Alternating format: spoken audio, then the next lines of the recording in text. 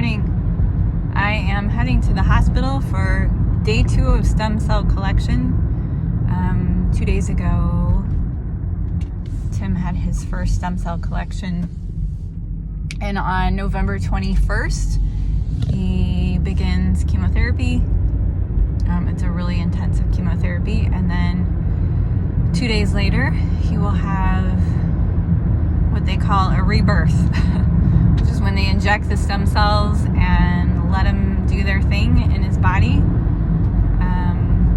So we're hoping that on the other side of that, he is free of multiple myeloma, or at least that it's in permanent remission or an extensive remission.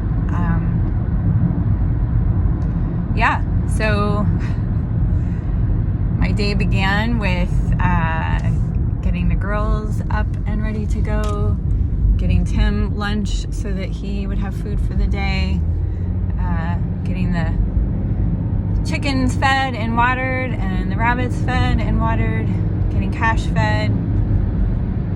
That's our dog. Checking emails and getting some stuff ready for payroll with work, eating some breakfast, and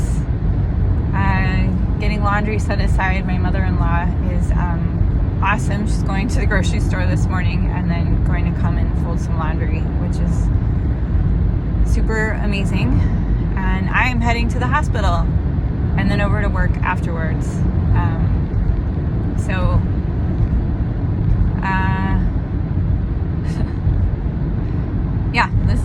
This is a pretty typical day. I don't really know what more to say other than we are like knee deep in the thick of stem cell transplant preparation. If you saw the calendar, you would see that it is just chock full of stuff. So I had some interesting comments related to some of my last posts, just kind of suggesting that I focus on, all of the matters at hand with Tim and cancer. And let me tell you this, cancer is running the show right now. It is the epicenter of the world that our family lives in. It's the epicenter of the world that our girls are living in. Even though we're trying to squeeze in other things and, remember the things that were important to us before cancer took all of our attention. On June 10th, June 7th really was the first day of the hospitalization. So,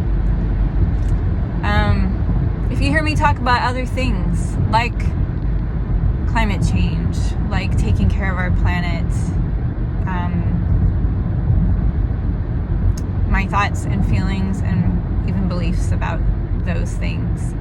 It's because in the midst of this journey, it's important to me to remember what's really important to me, what was important to me before this, and what's still important to me. Because I think when you get a diagnosis of cancer or you live with someone who has it and you play a key role in caregiving, it can swallow up every bit of your attention if you let it.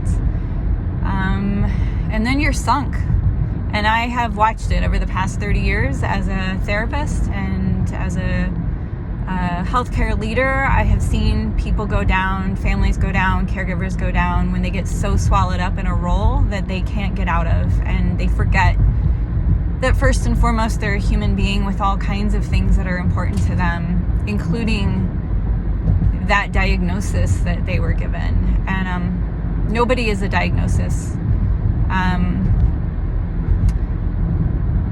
People are human beings, and they receive diagnoses that define a lot about how they show up in the world for the time that they have to go through intensive treatment. It also defines a lot of the roles of the family and even close loved ones as they try to navigate that time.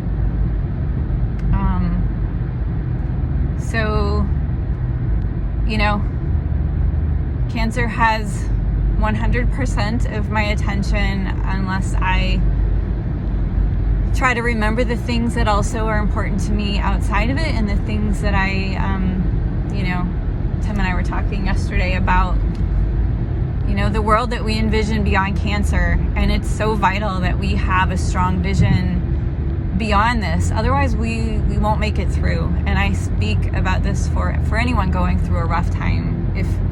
If you can't envision a kind of existence beyond the rough time that is meaningful to you, then it's really hard to get through that time, because that vision serves as a focal point that keeps you moving. It keeps you moving through the hell of a treatment that requires intensive chemotherapy and vomiting and up at night and up early in the morning because you're hungry and you have to vomit all at the same time, or you have to watch somebody who is hungry and has to vomit all at the same time. And so I've tried to kind of navigate some of my own feelings over the past few days, and wondered if do I need to apologize for focusing on other things or interjecting other things besides cancer. But this is my journey. This is our journey, and everybody travels a cancer journey or their own life journey the way, in whatever way they can. And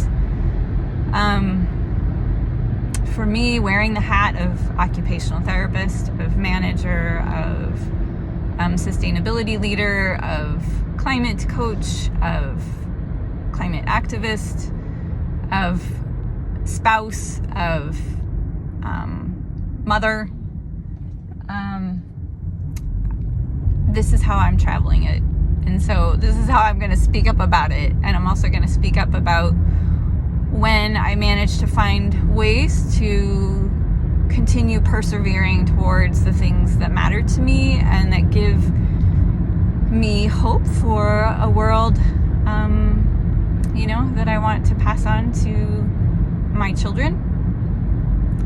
It matters to me that I make traction on those things in the midst of cancer. And for me, as a climate activist and a healthcare leader, I know the statistics, and I know that as climate change increases, cancer cases will rise, and other people are going to have to go through something like this. And what I want most of all is to work on the side of prevention, because I don't want other people to have to go through this. And I'm deeply grateful that we have the care and the support and the treatment. But if people could never have to get cancer and never have to go through treatment like this, that would be a dream for me.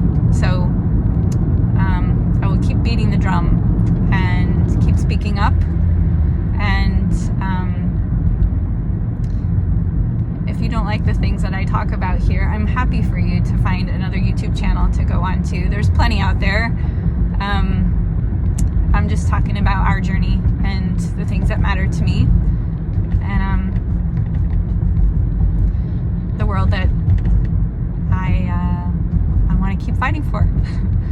So, all right, have a lovely day, and I wish you all the best, and happy hump day. It's Wednesday.